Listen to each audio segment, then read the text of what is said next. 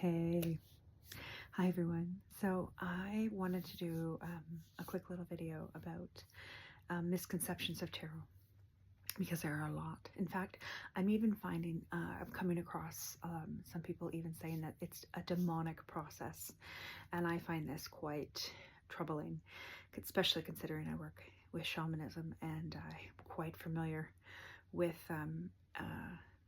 that concept.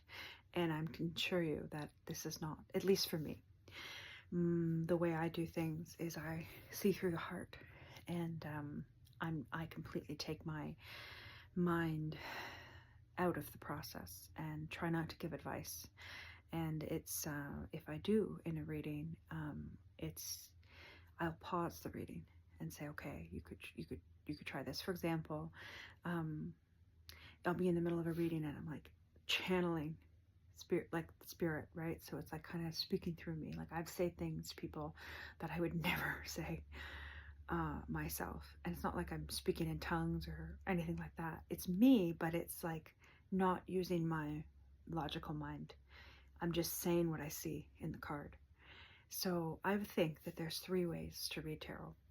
And I think that, the first way is, when you get a deck, it comes with a little book. So you got your cards, and then these are such beautiful cards, but you got your beautiful cards, and then, ooh, and then you got your book, and you can study this book, and you can read the cards. Anybody can read the cards, and all you have to do is know what each card means, and the layout, all the different ways you can spread the cards, and then what position each card is in. So great.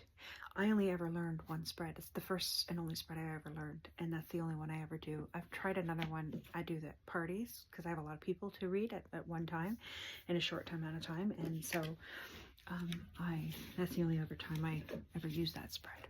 But otherwise, I never learned the other spreads. I never learned the cards.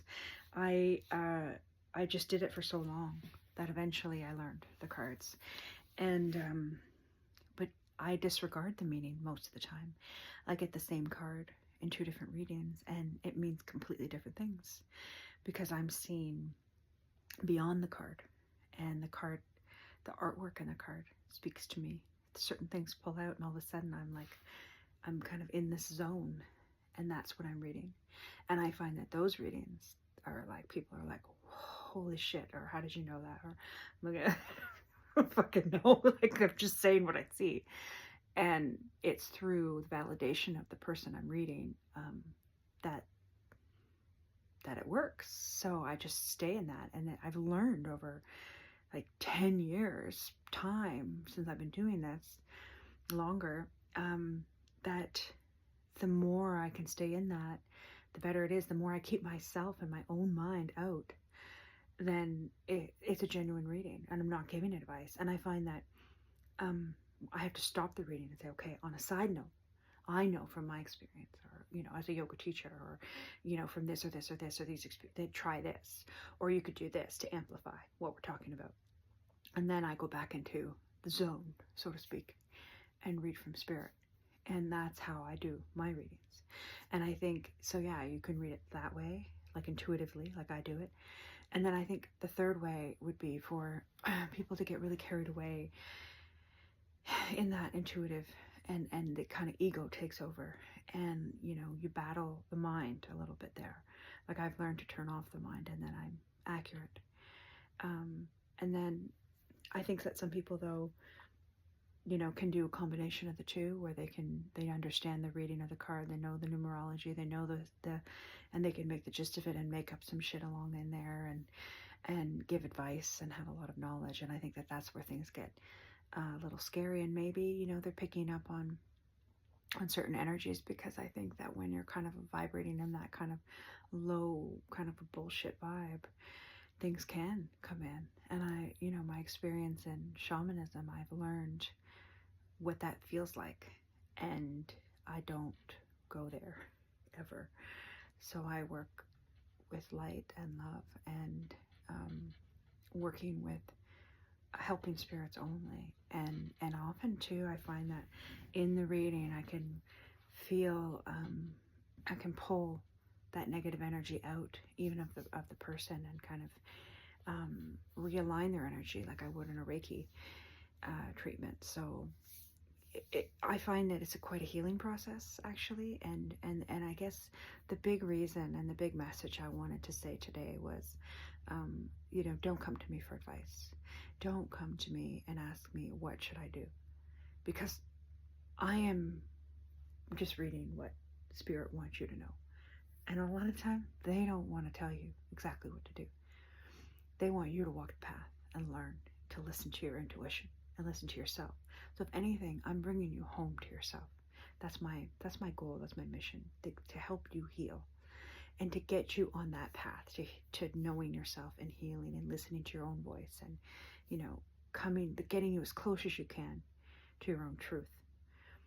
That's my goal as a healer, and that's my goal when I read tarot. And regardless, like, sometimes I've tried, people ask me what to do, and I'm like, I'm looking for the answers. I'll pull another card. I'm like trying to get whatever I can. I'm searching for you the best I can. And I'm like, I'm sorry. I remember once I sat with a lady in silence for 20 minutes, a total stranger. I'm like, I can't answer your question. I'm sorry. I'm not going to bullshit you and tell you something that I just can't. I can't do that. I can't deliver that way. I can't live with myself.